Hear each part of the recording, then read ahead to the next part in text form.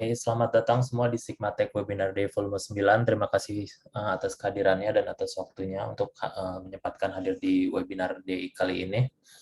Untuk yang baru pertama kali bergabung, saya ingin memberi informasi kalau Sigma Tech Webinar Day adalah series webinar dari ASEAN Sigma Tech, ASEAN Sigma Teknologi dengan topik yang kurang berseputar teknologi informasi. Dan untuk edisi kali ini, siapa tuh yang bisa di-mute dulu ya. Untuk edisi kali ini pembicaranya adalah Putut Mukti Wibowo. Siapa beliau nanti beliau bisa menjelaskan pada sesi presentasi beliau. Lalu susunan acaranya sendiri untuk malam hari ini adalah pertama pembukaan dari saya. Lalu selanjutnya ada presentasi dari pemateri selama 60 menit. Dan setelah itu ada sesi tanya jawab sekitar 15 menit yang bisa ditanyakan oleh para peserta. Tetapi sebelum sampai ke 15 menit terakhir itu, kalau emang ada yang mau ditanyakan, boleh juga ditaruh di chat ya, biar nanti dijawab di sesi akhir itu. Gitu sih. Kira-kira seperti itu. Sejauh ini ada yang mau ditanyakan? Saya tunggu. Kalau tidak ada, saya akan menyerahkan tempat dan waktunya untuk Mas Putut. Silakan Mas Putut, terima kasih. Ya, makasih Kuku. Selamat malam semua.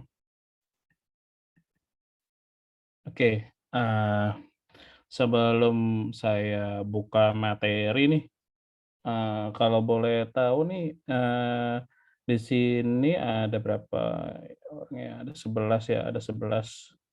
Nah, dari ke-11 ini semuanya latar belakangnya apa ya? Apakah di sini semua IT dan IT-nya development atau dari sisi infra? Mungkin ada yang bisa jawab?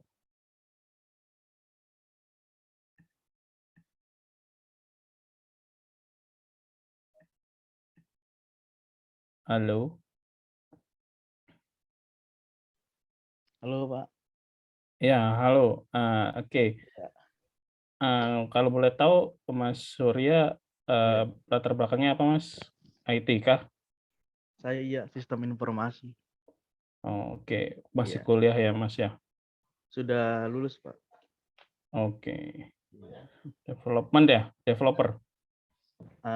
NOC dulu. NOC? Iya, dulu pernah kerja di NOC.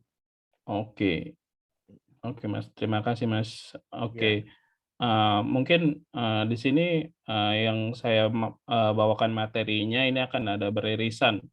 Jadi, mungkin teman-teman yang sudah pernah, developer atau di operation atau di infra, ini sering sekali mengalami apa apa namanya, untuk mengalami menjaga suatu aplikasi.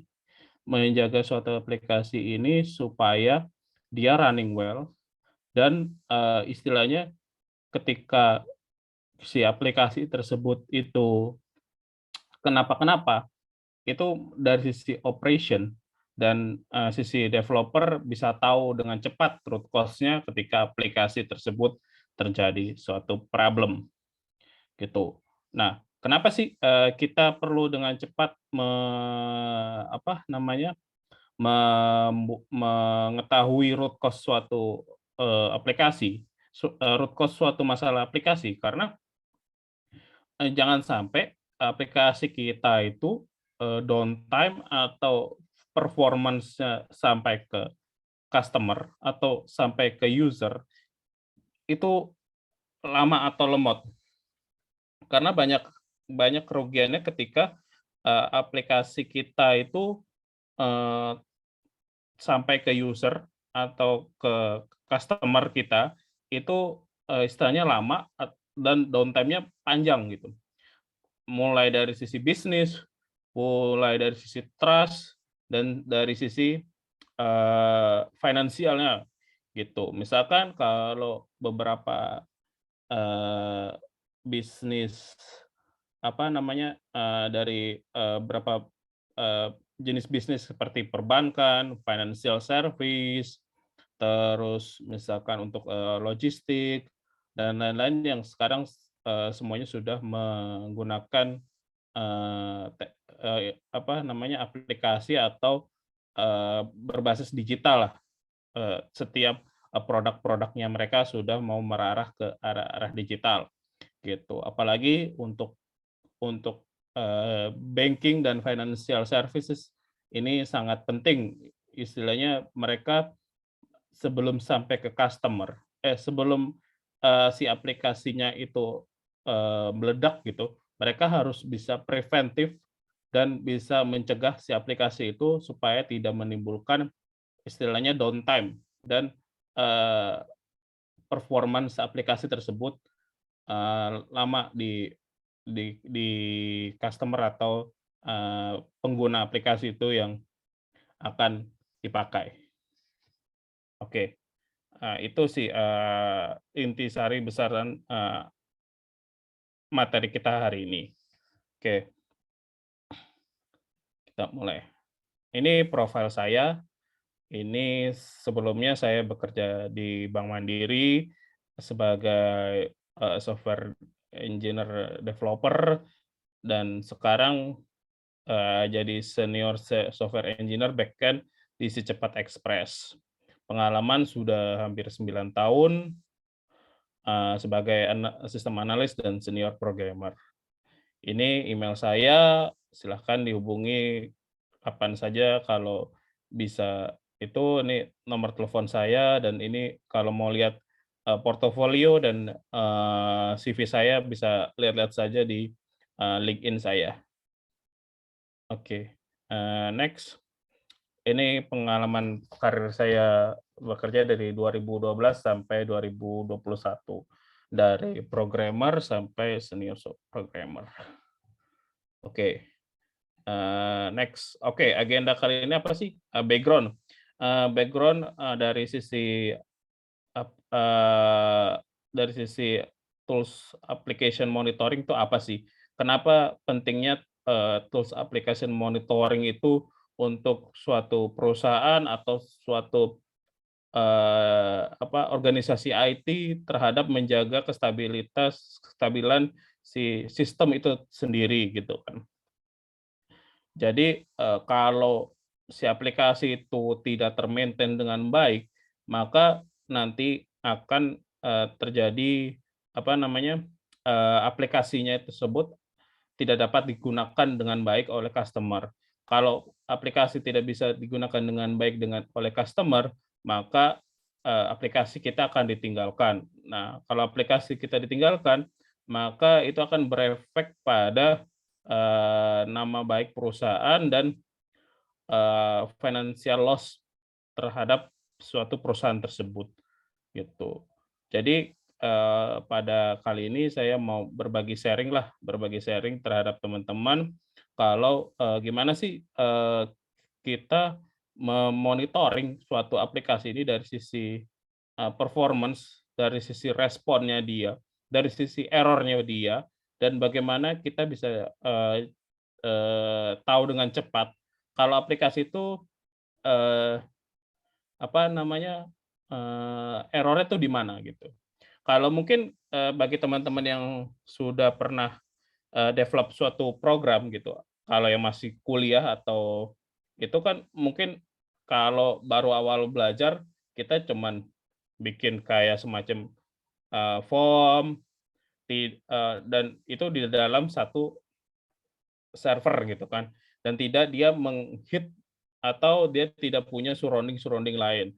Nah, itu kalau kita misalkan develop, secara apa namanya, secara simpel seperti itu, kita gampang untuk me-maintain-nya. Tapi kalau sudah secara enterprise, apalagi kita di banking ataupun di financial service, itu kita satu aplikasi, punya FE, punya BE, punya surrounding lain yang punya gateway-nya dia punya sendiri gitu kan, dia harus ngobrol dengan aplikasi lain. Nah, ketika suatu aplikasi itu sudah kompleks seperti itu, kita nggak bisa tuh, cuman ngeliatin satu server. Itu pasti kita punya berbanyak server yang punya load balancing dan punya arsitektur yang cukup rumit gitu kan. Seperti spider lah, seperti laba-laba gitu, arsitekturnya. Banyak hal gitu. Nah, dari situ kita butuh suatu tools yang, oh kira-kira, oh ini ternyata di database gitu kan, respon apa namanya, dari sisi query ada yang mahal gitu kan. Nah, butuh di-kill atau apa gitu. Itu, akhirnya nanti akan seperti itu, maksudnya self healing-nya tuh lebih cepat gitu dan akhirnya dari sisi customer tidak merasa, si aplikasinya itu lemot secara berkepanjangan gitu. Dan mungkin ketika misalkan ada downtime, itu downtime-nya nggak terlalu lama seperti 1 sampai 5 menit itu, yang kita harapkan ketika ada tools monitoring, dari sisi performa aplikasi.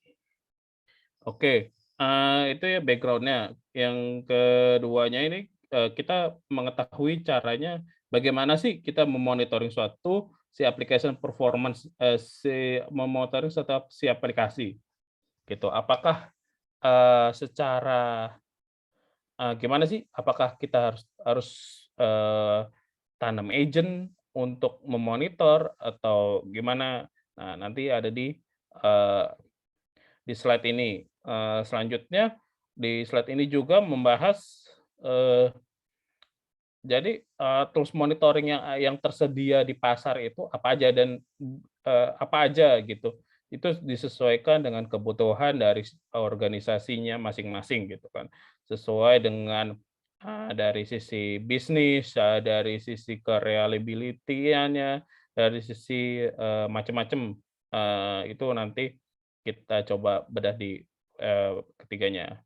Nah, ini untuk sesi kali ini saya mengambil contoh tools monitoring AppDynamic. Nah, ini, untuk 2 slide terakhir itu saya mencoba mengupas, gimana cara kerja dan arsitektur dari sisi, AppDynamic untuk memonitoring suatu aplikasi. Jadi fiturnya apa, terus bagaimana caranya gitu. Nah, sebenarnya dari nggak cuma AppDynamic, ada beberapa tools monitoring gitu, yang istilahnya, setipe dan, fiturnya mirip-mirip gitu. Nah, dan itu berpulang kembali dari, sisi organisasi dan kemampuan budgeting dari setiap company untuk membeli atau investasi ke tools monitoring gitu.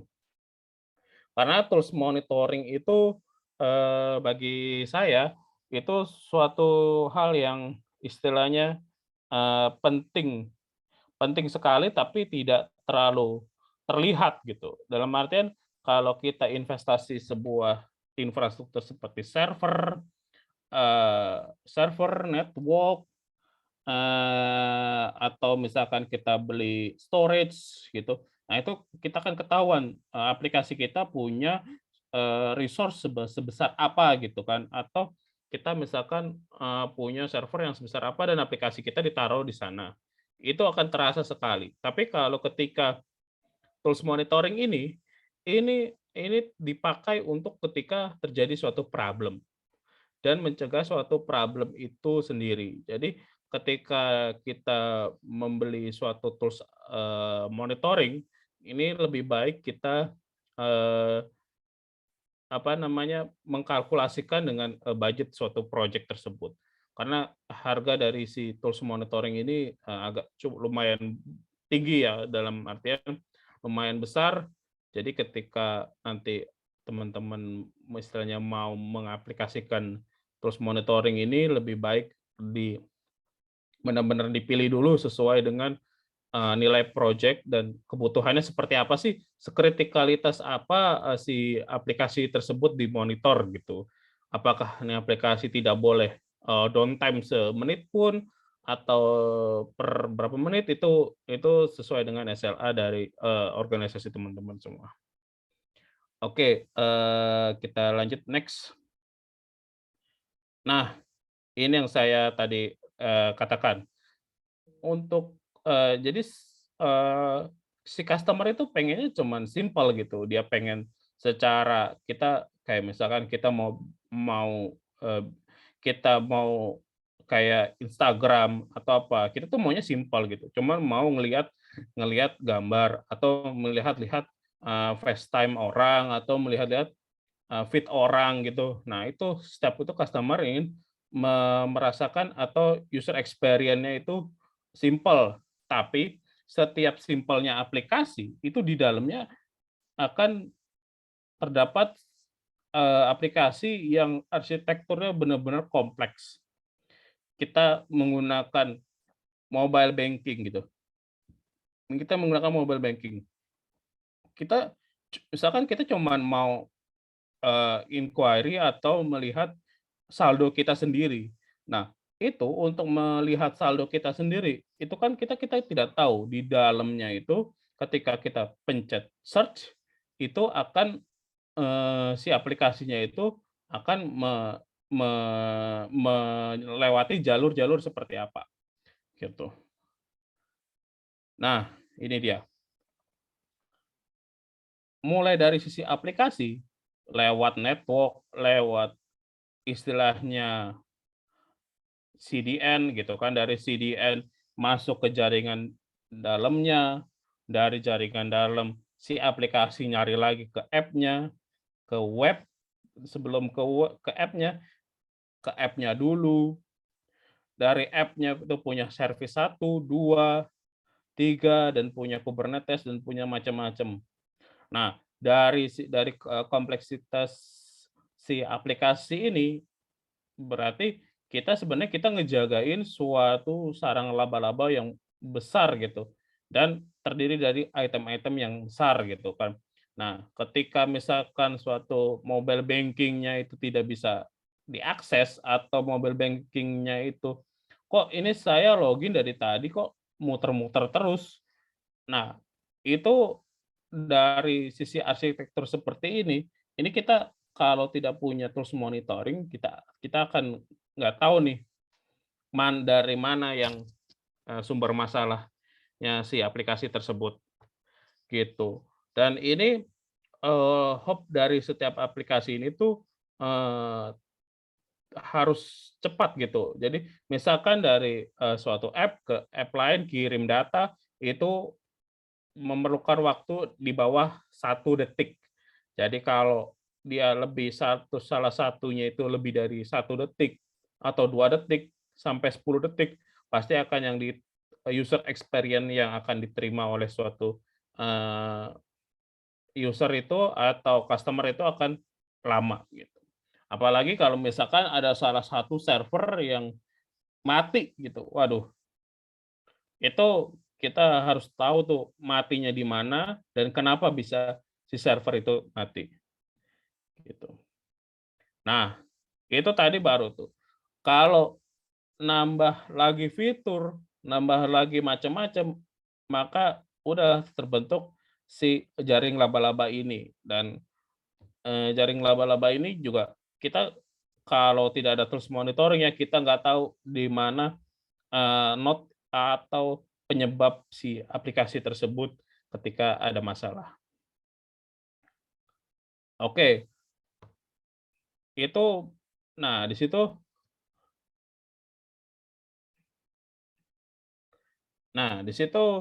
kita lihat tuh, di situ kita terdiri dari 2 environment juga. Ada namanya private cloud, ada AWS. Jadi ada beberapa backend atau beberapa aplikasi yang ditaruh di private, ada satu SaaS-nya. Nah, itu juga problem di kita kan sebenarnya gimana untuk mendeteksi, oh ini gangguan di cloud-nya atau di private atau dipunyai di server kita sendiri, gitu. Nah, bagaimana kita mengetahui si, eee, customer itu jalan gitu kan. Oh, dari situ kita, define dulu nih, apa namanya, fitur-fitur apa saja yang kira-kira, si aplikasi ini ketika misalkan saat aplikasi ini down atau misalkan si aplikasi ini tidak bisa mengakses suatu transaksinya, itu dikatakan critical. Misalkan login, oke, kita harus tahu nih si customer itu loginnya gimana sih? Kita monitoring dari sisi loginnya. Loginnya, respon time-nya lama nggak sih? User experience-nya lama nggak sih? Terus ketika dia login, apakah banyak error atau banyak sukses ya? Terus respon code-nya itu seperti apa? Kita harus tahu. Karena dari situ kita bisa preventif dari sejak awal, oh ini aplikasi sedang gangguan, oh ini aplikasi sedang ini. Nah ini kita harus tahu sih. Terus yang kedua apa? Proses payment. Ketika udah login, udah aplikasi buka, ini contohnya adalah aplikasi mobile banking ya. Jadi ketika login, si customer mau ngapain sih? Mau transfer kah? Mau cuman inquiry? Atau dia cuman mau mengambil duitnya, gitu kan. Nah, itu kita harus juga define gitu. Kalau customer tidak bisa transfer, customer transfer tapi duitnya tidak terpotong, atau transfer transfer malah transfer 2 kali. Nah, itu kan menjadi suatu kerugian bagi customer dan bagi perusahaan ketika kalau case-case seperti itu kita tidak mengetahuinya dan kita bisa prevent dulu nih, oh ini karena ini nih. Kita bisa ketika ketahuan itu, kita bisa langsung tutup si transaksi tersebut gitu untuk solve si sisi aplikasi tersebut. Oke. Kalau ini traditional tools. Kalau traditional tools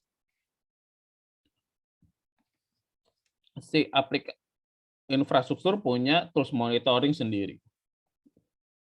Cloud punya.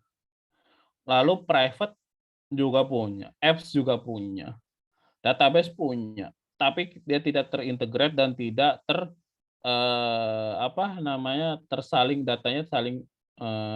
datanya saling bertukar-tukaran gitu kan. Misalkan kalau kita tahu nih, oh database-nya ini, tapi si aplikasinya adem ayem aja. Aplikasinya udah merah nih, tapi yang lainnya adem-adem aja. Nah, itu kita harus tahu tuh. Kalau dulu cuman per isolate problem. Oke, ini kita coba untuk live customer journey per business transaction-nya. Mulai kita pertama mapping dulu nih, aplikasinya apa.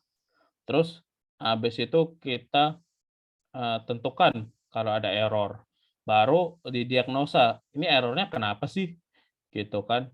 Baru setelah itu kita solving dari aplikasi tersebut. Kita mapping nih. Si aplikasi punya apa sih? Network. Terus punya awan, public cloud yang masuk. Terus kita punya firewall lagi. Sebelum firewall kita baru masuk ke si apps-nya kita. Terus si apps kita punya backend. Dari backend punya namanya Kafka, data stream. Nah, dari sisi backend dia menembak ke surrounding aplikasi lain, melewati si private cloud lain, dan baru mengirimkan data ke backend lain atau bridging lain. Nah, dari situ kita mapping dulu tuh aplikasi itu seperti apa. Gitu. Nah, ini.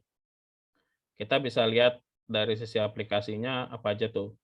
Every user, every transaction. Jadi setiap satu user, satu transaksi ini kita bisa harus mappingin nih. Dia masuknya ke apa, ke app, ke web, dari app itu dia ambil data stream yang mana, apa terus dia mengambil kemana, itu kita harus tahu.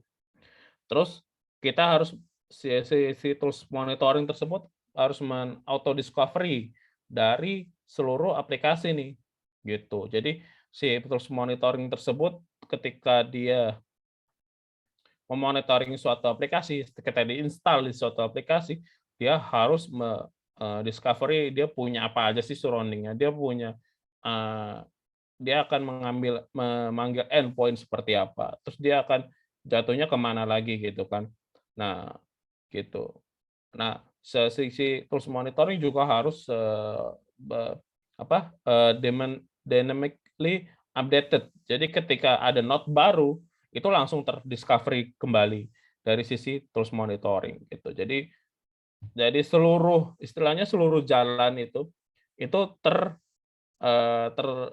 terang lah, ada lampu jalannya setiap aplikasi dari network dan segala macam. Jadi ketika ada problem itu kita akan dengan mudah mengetahui, oh ini problemnya di mana sih di data stream kita yang dari sisi aplikasi ke data stream ini lemot atau apa, dari situ kita bisa mencek suatu aplikasi tersebut.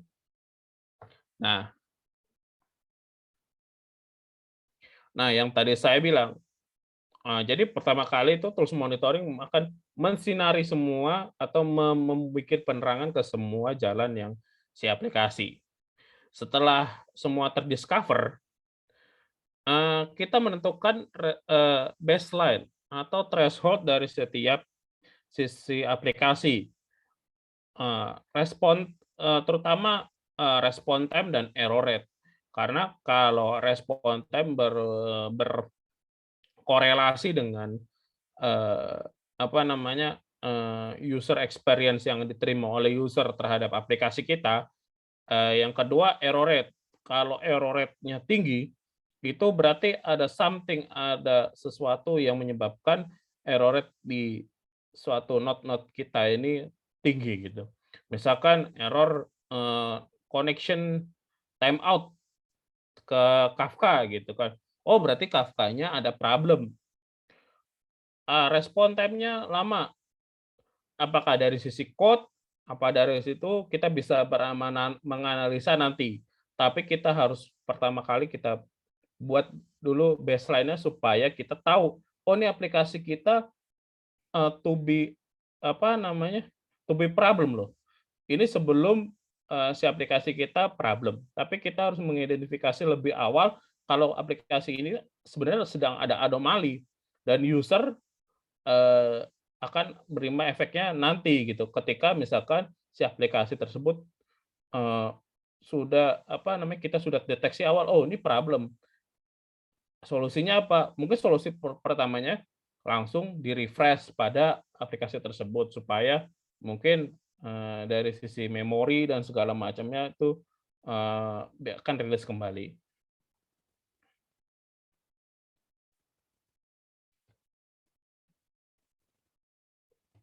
Oke, setelah tadi kita menentukan, oh ini baseline-nya apa, segala macam. Nah, kita bisa lihat nih root cause-nya nih.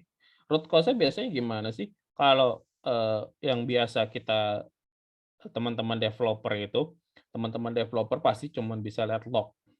Log itu istilahnya log di awal. Ketika ada problem, minta dong lognya atau apa gitu kan. Kalau kita menggunakan suatu tools gitu kan, kita tidak perlu masuk lagi ke server, kita udah tahu lognya di mana dan di line berapa kira-kira. Dari situ kita bisa tahu tuh, misalkan, oh ini ketika do submit terjadi problem nih, atau do inquiry, atau ada proses check out, ada proses approval yang istilahnya eee, ketika si aplikasi itu menjalankan suatu fungsional tersebut, itu terjadi problem gitu.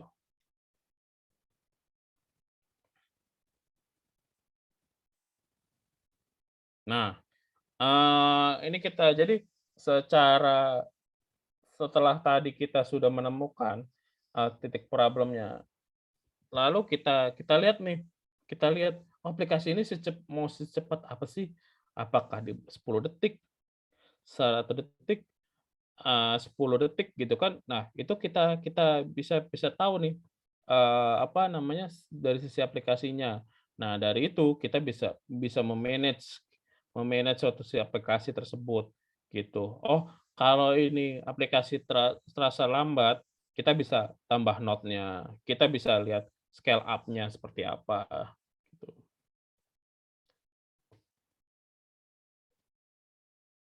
Nah, ini, kita kita bisa lihat kita bisa lihat real time performance-nya sini. Jadi untuk si aplikasi user ini tiba-tiba error nih dari si network. Dan apa namanya, kita bisa lihat sisi aplikasinya nembak dari sisi network ke network public, baru masuk ke database gitu kan. Nah ini kita jadi bisa dapat nih, selain dari selain kita preventif tadi, sebenarnya kita bisa dapat behavior dari sisi user gitu kan. Karena kan istilahnya kita memonitor apa aja nih, eee, misalkan kita, si Mike Smith, nah ini dia setiap hari menggunakan aplikasi kita. Terus transaksinya kita bisa lihat dari tools monitoring, ini dia transaksinya lumayan besar. Karena dari tools monitoring kita bisa lihat load atau respon time atau frequently si Mike Smith ini menggunakan apa aja. Terus kita bisa pantau dia, misalkan dia biasanya di jam-jam tertentu atau apa, kita bisa lihat dia behavior-nya seperti apa, gitu sih. Jadi untuk kegunaan tools monitoring ini sebenarnya selain kita sebagai preventif, kita juga sebagai apa namanya, sebagai data analitik, sebagai performa intelligence sebuah aplikasi gitu. Jadi kita bisa lihat behavior-nya si user, itu biasanya dia ngapain aja sih, terus dia biasanya di transaksi-transaksi di jam-jam berapa gitu, gitu. Oke, dari itu kita bisa bikin suatu dashboard. Dari itu kita bisa bikin suatu dashboard, si aplikasi tersebut itu kita bisa lihat nih, oh, ini saya akan beri contoh untuk penerbangan nih, untuk tiketing aplikasi gitu, tiketing aplikasi seperti kita pesan Garuda, Traveloka, dan lain-lain. Nah, itu kita bisa lihat tuh, berapa sih untuk yang tiket pesawat yang sudah terselect atau misalkan booking confirm-nya ada berapa, terus dari platinum player-nya berapa, flight sales-nya berapa. Nah, itu kita bisa tahu nih, apa yang terjadi sama si aplikasi kita gitu. Itu kalau kita menggunakan tools monitoring, karena dari tools monitoring itu kita bisa membaca nih parameter dan respon atau misalkan respon code apa aja yang diterima oleh si tools monitoring tersebut. Dari situ kita bisa show apa aja yang terkait dengan kebutuhan bisnis gitu kan. Oh, pengen lihat nih select flight-nya berapa sih ini, terus ada biasanya banyak problem itu di fitur apa aja dan itu kenapa ya gitu kan, itu biasanya kita bisa dapat sih gitu. Oke,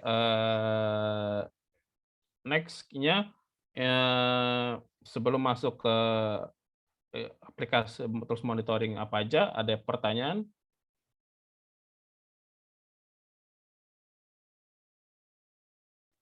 Oke, saya lanjutkan ya. Oke, next. Ini saya ambil dari application dari Gartner Magic Quadrant pada 2021. Jadi ini leader-leadernya ini apa aja sih tools monitoring itu ada Dynatrace, ada AppDynamic, ada New Relic, ada Datadog. Untuk yang Dynatrace dan AppDynamic itu rata-rata kita gunakan banyak ya, di perbankan dan telco itu menggunakan Dynatrace dan AppDynamic karena memang kedua aplikasi ini biasanya atau yang saya pernah pakai sih AppDynamic gitu kan, akan menampilkan data reliability-nya tuh besar dan biasanya ketika misalkan di institusi perbankan, financial service, itu kan mereka keterbatasan untuk menaruh data-datanya itu semua di cloud services lah, gitu. Mereka rata-rata semua apa namanya, secara private dan in-house sendiri gitu kan. Jadi kan akhirnya untuk, eee, Dynatrace dan AppDynamic ini dia secara license dan secara finansial dia bisa on-prem dan ditaruh di servernya kita sendiri gitu. Nah, untuk yang New Relic dan Datadog ini dia menyediakan juga untuk di SaaS lah, di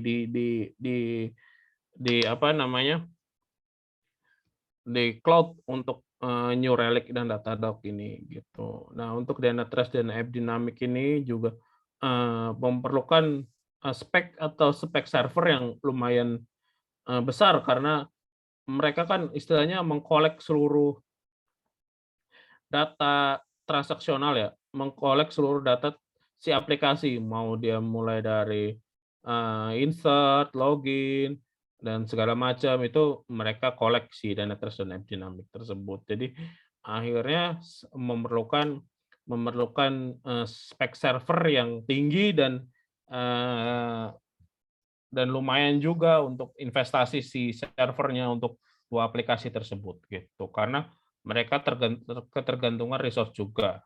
Nah, kalau untuk yang New Relic dan Datadog ini jadi kalau teman-teman, di organisasinya, ini lebih baik, tidak maksudnya daripada menginvestasikan, server atau, server yang, high gitu untuk Dynatrace dan AppDynamic, menurut saya lebih baik mendingan menggunakan New Relic atau Datadog. Karena data-datanya itu ada di cloud, jadi kita hanya membayar per, tahunnya saja sih untuk yang New Relic dan Datadog, gitu. Nah, selain 4 ini sebenarnya yang lagi hype itu juga Elastic sebenarnya.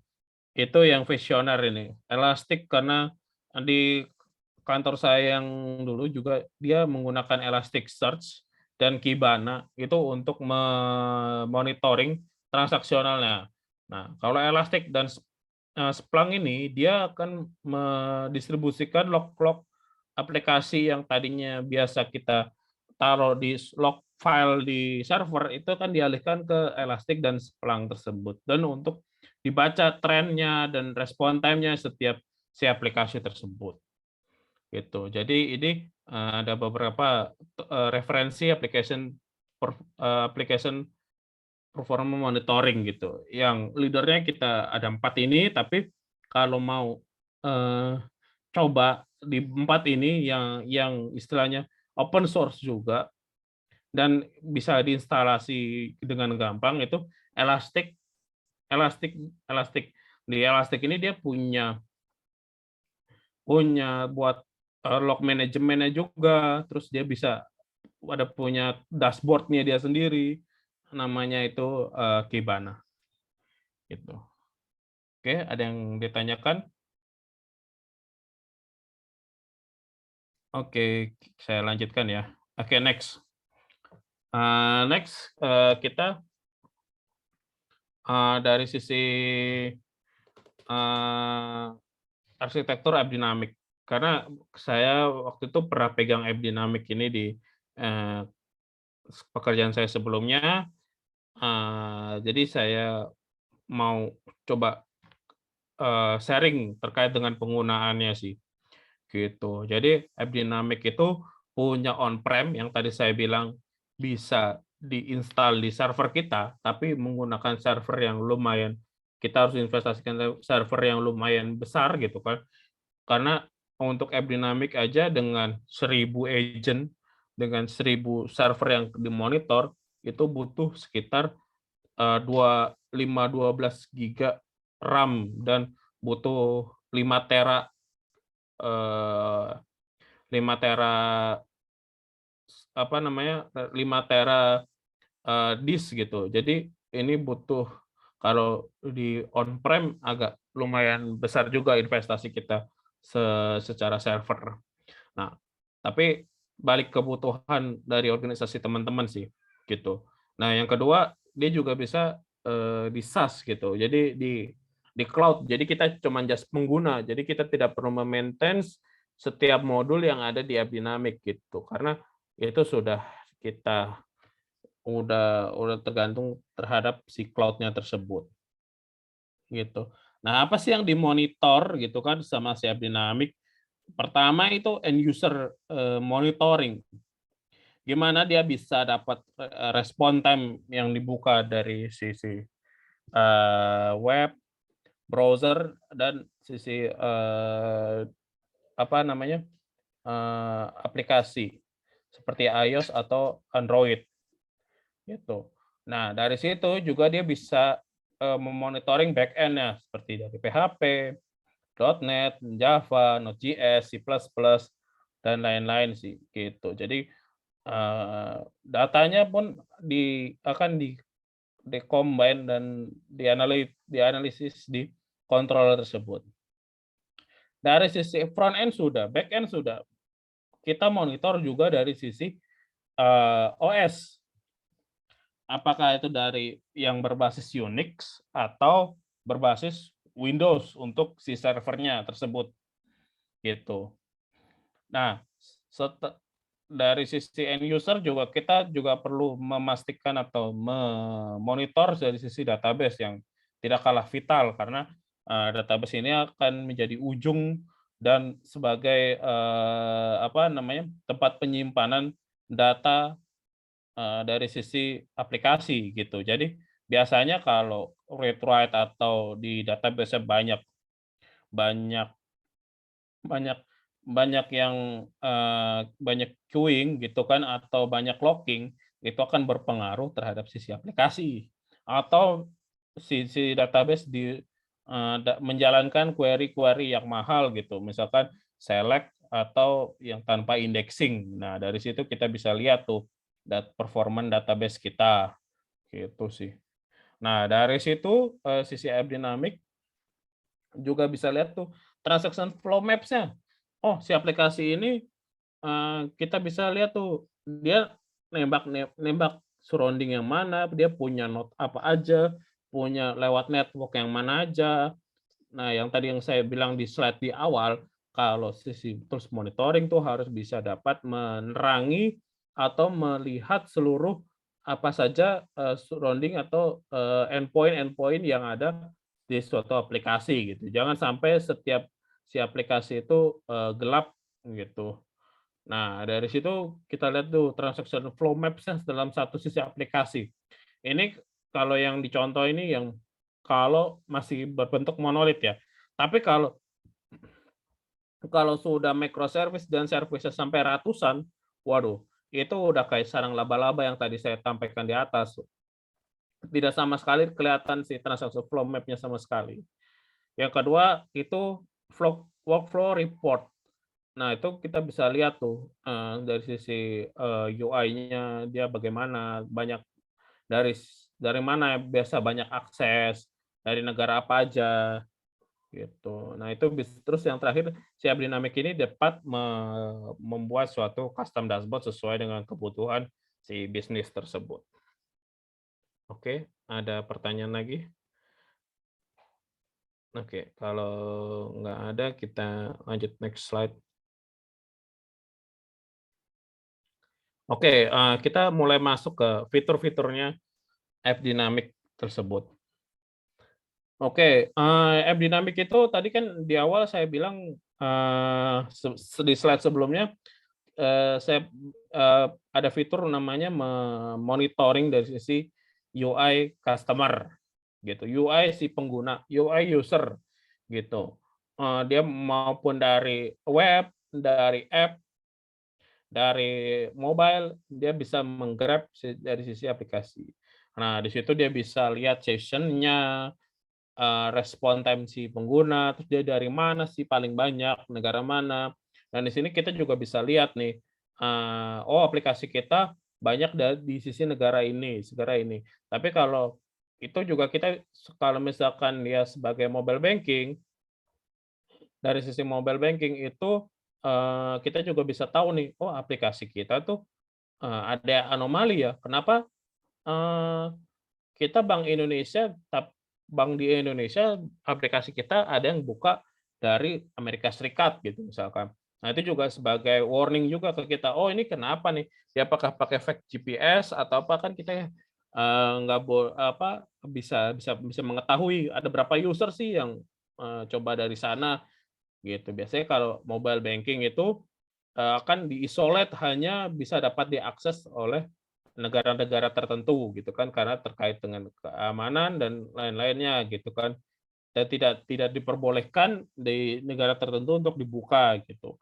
Nah, dari sini kita juga bisa lihat si aplikasi kita, oh banyak akses di mana sih? Di Jakarta kah? Di Papua kah? Atau di Kalimantan atau di Sumatera? Nah, dari situ kita bisa, kalau itu kita bisa kasih ke orang bisnis kalau harus harus seperti ini loh untuk pemasaran sisi aplikasinya seperti apa gitu.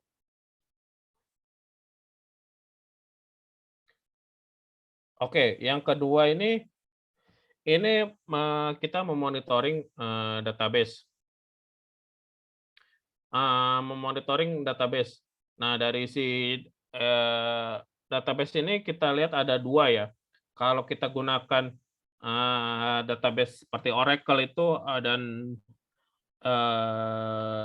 lain-lain itu yang sudah ter-enterprise, itu biasanya mereka menggunakan 2 server atau 2 node untuk meredundance si database. Karena kan dari sisi database itu mereka juga butuh kecepatan, butuh reliability yang banyak gitu. Dan pasti kan untuk akses read-write ke database itu butuh waktu yang cepat gitu. Nah, di sini kita bisa lihat nih, dia gimana sih trend query-nya, apakah ada yang locking atau enggak di server mana, query-nya kira-kiranya yang satu standby, yang satu master, yang satu slave-nya. Nah, itu gimana tuh kira-kiranya si database-nya dapat mengeksekusinya. Apakah oke-oke, aman-aman aja, gitu. Kalau misalkan aplikasi itu problem dari sisi query, nanti kita bisa lihat top 10 atau penggunaan query terbanyak gitu, yang menyebabkan si suatu aplikasi itu bisa respon time-nya terganggu atau bermasalah gitu.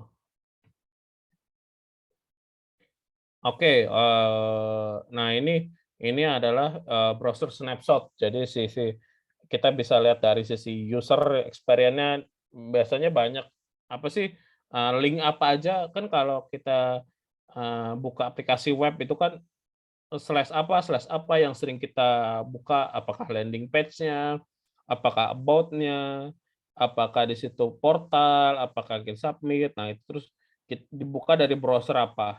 Nah, biasanya kalau ini akan berpengaruh oleh teman-teman front end ya.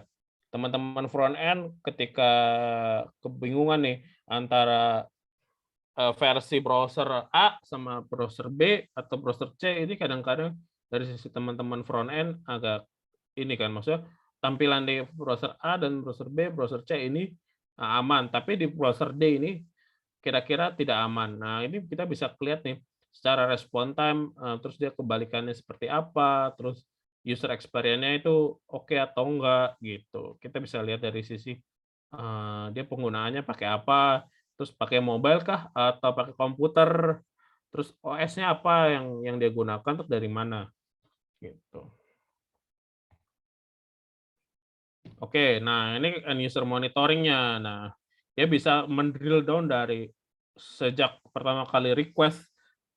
Misalkan kita mau klik suatu menu home, dari menu home itu kita bisa lihat respon time dia meng-call suatu DOM-nya itu sampai dapat balikan dari si servernya, dari back end-nya itu seperti apa gitu, kita bisa show atau bisa kita calculate suatu aplikasi itu dapat berapa sih user experience dari si aplikasi. Karena kan ketika dari depan ini akan berpengaruh sekali dari sisi jaringan, dari sisi firewall gitu. Nah, ini dari sisi depan aplikasi. Nah, tuh total end user yang ada responnya berapa, terus TCP-nya, time-nya, terus application response time-nya berapa, time untuk membuat suatu DOM. DOM ini berarti kan dia ketika HTML itu di-load, dia membuat CSS-nya atau apa, itu kita bisa lihat. Apakah ini responnya ini lama dari si server atau lama dari si CSS-nya sendiri dan JavaScript-nya. Gitu kan. Sebenarnya kita harus tahu itu problem kalau misalkan aplikasi web itu dapatnya seperti apa. Gitu. Nah, dari situ kita bisa lihat oh dari ini dia dari sisi home dia mengambil transaction snapshot apa nih? Dia membuat landing group. Nah, landing group. Nah, kan ada home, karena kalau kita klik home, pasti di situ akan tergenerate atau memanggil beberapa function yang meretrieve atau membuat suatu home itu tersebut. Nah, ketika dia home, dia call API group landing. Nah, dari situ kita bisa klik tuh sisi itunya transaction snapshot-nya. Nah, dari situ kita bisa lihat drill down ke bawah, oh dia kenapa sih paling mana sih paling kelas apa atau function apa yang paling load apa namanya respon time-nya paling gede gitu kan. Ternyata ada di dispatch request dispatcher. Ini di line ke-57. Dari situ kita bisa drill down lagi, error-nya apa, yang kenapa bikin lama. Oh, ternyata ada query. Di situ kita bisa lihat exit call-nya berapa. Ternyata di situ ada query yang sebesar 10 sama 8. Itu ada query select yang istilahnya bikin query mahal gitu. Nah, itu kita bisa dapat tuning di query itu, kita bisa kasih ke programmer, oh ini query lu mahal dan lu harus tuning dari sisi aplikasi, dari sisi query tersebut. Gitu. Nah, ini database dashboard-nya seperti apa, respon time-nya si aplikasi, load-nya. Jadi load itu si database perlu berapa lama sih untuk mengeksekut si query-nya, terus apakah ada active connection-nya. Active connection ini adalah atau ada locking atau enggak, itu kita bisa lihat. Terus ada top 10 SQL yang ada gitu kan. Jadi kita bisa tahu aja sih. Terus habis itu kita lihat, oh nih MySQL-nya normal gitu dengan total execution berapa query gitu. Nah, ini kita bisa lihat drill down lagi nih secara query. Kita bisa lihat apa aja query yang kita ambil, terus dia weight-nya berapa. Oh, ternyata di query weight-nya tinggi ya, 81. Nah, dari situ kita bisa lihat apakah kita bisa cek lagi apakah perlu indexing atau dari sisi query dibenahi kembali atau apa, itu kita bisa kasih suggest ke developer untuk membetulkan suatu aplikasi, membentukkan suatu query tersebut. Nah, di situ kita lihat lagi tuh consumer query-nya apa aja sih, oh gitu kan, sending data atau apa dari sisi aplikasi tersebut. Oke, untuk slide saya sih sudah selesai terkait dengan tools monitoring, dari semuanya, dari awal sampai slide saya terakhir ini terkait dengan tools-tools apa, fitur-fitur apa aja yang dari AppDynamic. Mungkin ada pertanyaan? Oke, thank you Pak Mas Putut, kok nggak muncul aslinya. Thank you Mas Putut atas presentasinya. Sambil menunggu, mungkin ada yang mau ditanyakan dari materi tadi yang sudah disampaikan oleh siapa sih, Mas Putut apa Pak Putut enak? Mas aja. Mas Putut ya. Mungkin ada yang kerjanya satu bidang juga dengan Mas Putut ini, atau mungkin juga bisa nanya sedikit di luar itu juga mungkin bisa ya. Mungkin saya kalau dari sambil nunggu nih, biasanya kalau yang nanya tuh suka malu-malu ya, Nanti biasanya kalau ada yang satu nanya, terus pasti pada ikut-ikut nanya lah. Mungkin Mas Aditya mau nanya, tadi nyalain kamera. Mungkin Mas Aditya Prasetyo mau nanya sesuatu? Enggak, oke. Ya mungkin dari saya aja dulu deh, misalnya buat nanti kalau ada yang mau nanya silakan. Kalau emang masih yang malu-malu bisa taruh di kolom chat, nanti kita bacain pertanyaannya. Mungkin kalau dari saya ini Mas Putut, apa namanya? Ini kan sebelumnya apa namanya, Mas Putut ini sebagai yang monitoring application performance ini ketika kerja di tempat sebelumnya ya.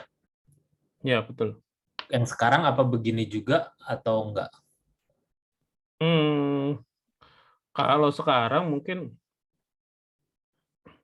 kalau yang sekarang itu kita juga setiap IT organisasi atau setiap apapun itu startup maupun eh, istilahnya company besar gitu, corporate itu pasti membutuhkan terus monitoring ini karena ketika mereka rilis produknya mereka pun mereka juga khawatir kan namanya baru rilis produk kita nggak tahu nih si aplikasi ini running well dengan oke atau enggak karena kan setelah habis karena kan kita biasanya aplikasi itu kan baru ketahuan busuk-busuknya itu kan ketika rilis gitu kan, rilis ke publik gitu kan karena ketika di QA dengan keterbatasan apa namanya keterbatasan apa yang dia QA data juga keterbatasan terus